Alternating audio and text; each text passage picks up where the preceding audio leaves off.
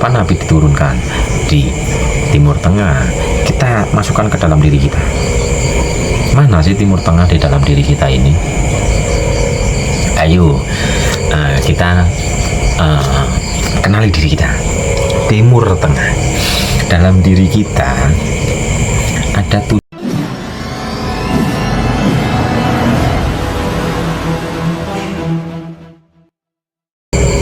Assalamualaikum warahmatullahi wabarakatuh. Rahayu. Selamat pagi, selamat siang, selamat sore, dan selamat malam Bapak Ibu semuanya. Salam damai bahagia, salam sukses selalu, salam berlimpah dan sehat dohir batin untuk semuanya. Kali ini saya akan menjawab pertanyaan, Mas, kenapa Nabi diturunkan di Timur Tengah? Oke. Tapi saya membahasnya itu dalam sudut pandang hakikat nih Bapak Ibu.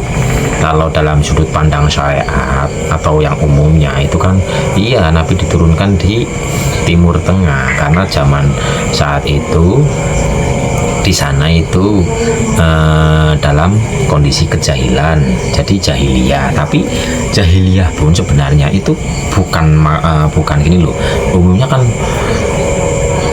masa yang jahil atau pada saat itu kaumnya itu jahil itu diartikan kaum yang bodoh. Tapi kalau hanya sekedar masalah bodoh, aslinya pinter-pinter Bapak Ibu, tapi pinter loh ya, bukan jenius atau cerdas, bukan, pinter. Di zaman jahiliyah kala itu bukan berarti orang yang bodoh secara intelektualnya, enggak, tapi pinter secara intelektual. Makanya kala itu kan zaman sastra gitu loh. Makanya di saat banyak yang sastranya bagus-bagus, diturunkanlah Al-Quran, sastra terbaik sepanjang masa. Karena penurunannya pun, mukjizatnya pun akan mengikuti sesuai dengan zamannya. Di zaman itu adalah zaman sastra yang indah-indah. Makanya seperti Umar bin Khattab apa ya? Iya, ketika mendengar lantunan ayat suci, Umar bin Khattab langsung bergetar hatinya karena belum pernah mendengarkan kata-kata yang begitu indah, kalam yang begitu indah selama mungkin ratusan sastrawan yang bersyair dan sebagainya. Itu tidak bisa mengalahkan sastra atau ayat yang dibacakan. Jadi yang dimaksud jahiliyah itu bukan orang yang bodoh, tapi wakala itu orangnya pinter-pinter, ya, ilmu perdagangan yuk pinter, pertanian yuk pinter. Dan yang dimaksud jahiliyah itu adalah orang yang tidak iman, orang yang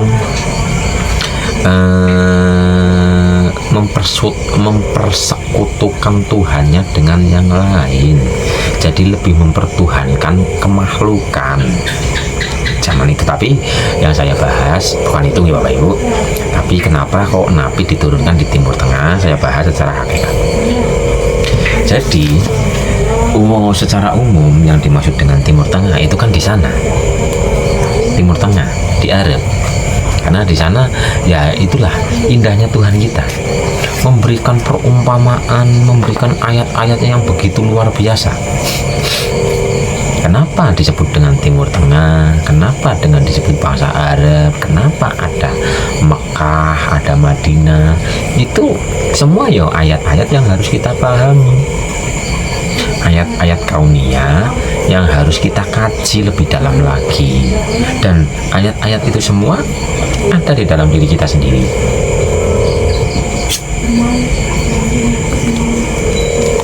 Contoh, kenapa Nabi diturunkan di Timur Tengah? Kita masukkan ke dalam diri kita. Mana sih Timur Tengah di dalam diri kita ini? Ayo kita kenali diri kita. Timur Tengah. Dalam diri kita ada 7 titik cakra. Mana saja? Yuk kita hitung. Yang pertama adalah cakra dasar, kedua adalah cakra yang kedua itu di sana, yang ketiga adalah cakra perut di sini, yang keempat adalah cakra dada di sini, yang kelima adalah cakra tenggorokan di sini, yang keenam adalah cakra ajna, yang ketujuh adalah cakra mahkota. Kan 7. Nah, tengah-tengahnya mana? Cakra 1, cakra 2, cakra 3, tengah-tengah berarti di sini. Kalau dari atas, cakra mahkota, cakra ajna, cakra tenggorokan, tengah-tengahnya mana? Sini. Jadi timur tengah itu ada di sini, di dalam dada kita sendiri. Ini secara hakikat nih Bapak Ibu. Kenapa timur ada di tengah-tengah? Timur itu simbol matahari muncul. Matahari muncul itu dari timur. Berarti apa? Padang, bersinar terang. Yang padang bersinar terang di dalam diri kita pusatnya di mana? Di sini, di tengah-tengah. Jadi hakikatnya timur tengah yang ada di dalam diri kita itu di tengah-tengah dada kita. Titik ba.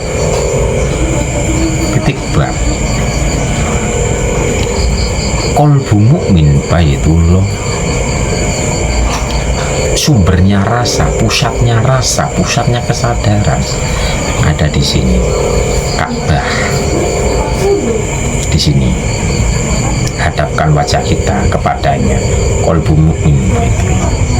Kita menghadapkan kesadaran kita ke dalam diri kita, ke nurani yang paling dalam. Jadi yang disebut dengan timur tengah itu adalah cakra jantung kita ini yang ada di tengah-tengah. Pusatnya power energy, pusatnya kesadaran ada di qalbu mukmin baitullah. Di sini Bapak Ibu. Jadi kenapa timur tengah diturunkan Nabi? Iya, karena kemurnian sifat kenabian dalam diri kita ada di sini.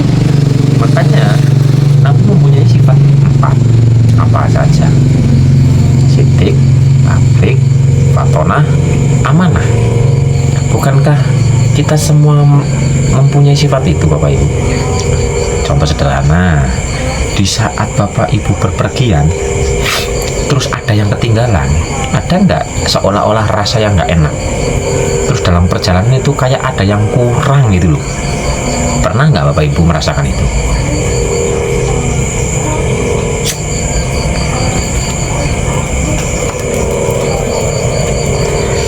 Terus di saat Bapak Ibu mungkin habis berbohong dan sebagainya, pernah nggak di sini ada rasa yang gimana gitu? Pernah nggak? Kan yang menyampaikan seperti tadi ini bepergian, terus kok ada yang ketinggalan dalam rasa kita dalam perjalanan itu kayak ada yang kurang apa? Sebenarnya dalam sini ada yang sedang menyampaikan itu loh, itunya ketinggalan gitu. Terus habis berbohong dan sebagainya, di sini ada sifat jujurnya. Di sini 4 sifat ada di sini. Mau dikoreksi sendiri, direnungkan sendiri. Punya nggak sifat 4 itu? Ketika nggak amanah, ada nggak rasa di sini yang rasanya kurang nyaman lah gitu? 4 sifat. Makanya adanya di timur tengah, diturunkannya di sini. Kebenaran itu diturunkannya di sini. Kemurnian diturunkannya di sini. Ka'bah itu ya sini, titik ba ini. Makanya Kanjeng Sunan Kalijaga mengatakan Al-Quran dirangkum oleh Al-Fatihah, Al-Fatihah dirangkum oleh Bismillah, Bismillah dirangkum oleh ba dirangkum oleh titik. Kenali titik itu, dan titiknya ada di sini. Barang siapa yang kenal dengan si titik itu, maka ia akan kenal dengan Tuhannya. Barang siapa yang kenal dengan dirinya, maka ia akan kenal dengan Tuhannya. Kenali titiknya ini. Jadi hakikatnya timur tengah secara mendalam, artinya di sini ya Bapak Ibu, tempat kemunculannya kesadaran awak kening kesadaran itu loh, awak kening bahasa Inggrisnya, bahasa kerennya ini awak kening, bukan awak pening ya Bapak Ibu, beda. Awak kening spiritual sama awak pening itu. Awak pening anu mancing ora ule-ule mbok tadi pening jane. Oke, jadi tempatnya di sini. Di sini.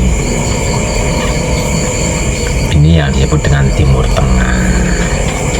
Al-Quran Qadim, makanya Mbah Gusdur mengatakan Al-Quran Qadim wahyu minulyo tanpa tinulis iso diwaca iku wejangan guru waskita ditancepake ing jero dodo. Jadi Timur Tengah secara hakikat di sini Bapak Ibu ada di tengah-tengah dada kita ini. Cara menghitungnya gimana? Kok bisa tahunya ini di tengah-tengah? Ini tadi kita mempunyai 7 cakra. Dari atas ada cakra mahkota, ada cakra ajna, ada cakra tenggorokan. Karena kita kan mempunyai 7, yang di tengah-tengah kan yang cakra ini. Dari bawah pun ada 3. Cakra dasar, cakra nomor 2, cakra nomor 3. Ini keempatnya. Jadi simbol kemunculan cahaya, simbol kebangkitan spiritual, simbol kemurnian, semuanya ada di tengah-tengah dada, di ujung nafas. Di ujung nafas. Makanya setelah perjalanan Isra Mi'raj itu yang melewati langit ke-7, kan di sini nih langit ke-7. Sebenarnya kita tenggelam ke dalam hati kita sendiri yang disebut dengan apa ya itu ya? Sidar apa itu ya? Ya itulah. Setelah melewati langit ke-7 sebenarnya kita itu kembali kepada asal mula kita yang sejati. Makanya kan langit Isra Mi'raj itu kan langit 1, langit 2, langit 3, langit 4, langit 5, langit 6, langit 7. Setelah melewati langit 7 yang namanya Jibril itu sudah tidak mampu untuk menembus ke dalamnya lagi. Sebenarnya itu bukan di luar diri kita, bukan, tapi menyatu dan ke pusatnya ada di sini. Jadi langit 7 itu yuk sebenarnya titik-titik cakra ini kok. Perjalanan kesadaran jiwa kita yang sedang dalam level 1, cakra 1, 2, 3 step. Nanti kalau sudah ujung di sini, kita akan langsung lebur ke dalam nurani kita. Slep di sini. Makanya Jibril itu nggak bisa, Jibril nggak mampu. Bab Jibril itu tentang akal pikir kita ini ada di kepala. Sedangkan kalau di sini ini bab rasa, makanya yang ada di kepala ini, akal pikiran kita ini nggak mampu untuk memahami rasa Bapak Ibu. Contoh sederhana, sini untuk menjabarkan, untuk mengatakan yang sebenar-benarnya nikmatnya rasa kopi ini nggak mampu. Bismillahirrahmanirrahim. Aku ngarep ngopi, kata-kata ngomong. Kata-kata ngomong bisa jabar kopi kayak gini, padahal nyebut kopi. Bismillahirrahmanirrahim.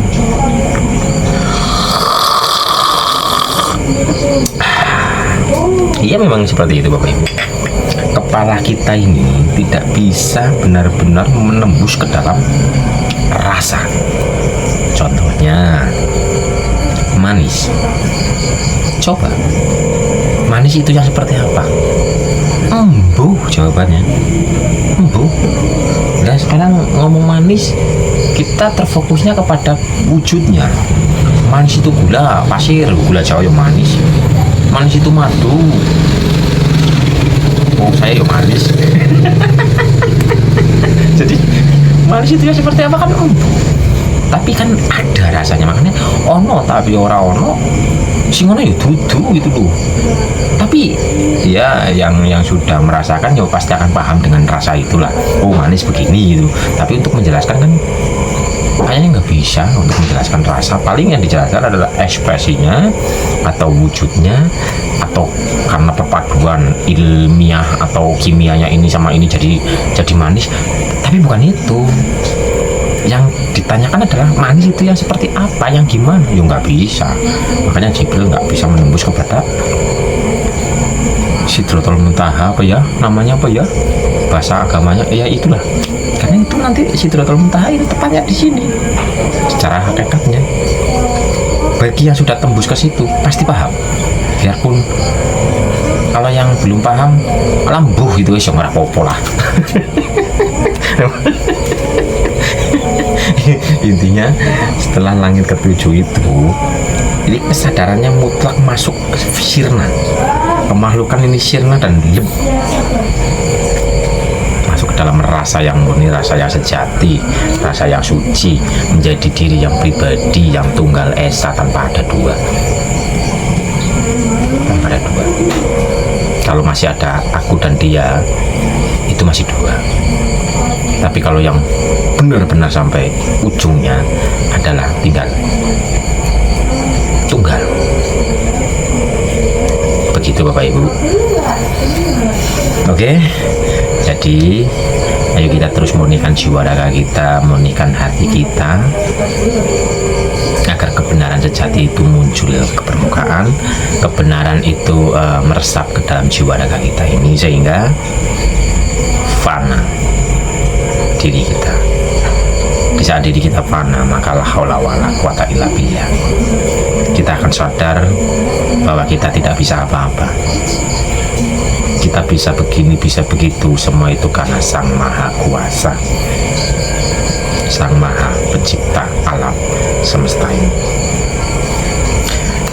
Oke, Bapak Ibu yang bertanya kenapa Nabi diturunkan di Timur Tengah, secara hakikat itu tadi, cahaya kenabian munculnya awal mulanya ada di Timur Tengah kita ini, di tengah-tengah dada kita, di titik ba. Kenali titik ba itu, maka akan kenal dengan yang sejati. Mungkin cukup sekian dulu Bapak Ibu. Assalamualaikum warahmatullahi wabarakatuh. Rahayu, rahayu, rahayu. Salam sukses dan berkah berlimpah untuk semuanya.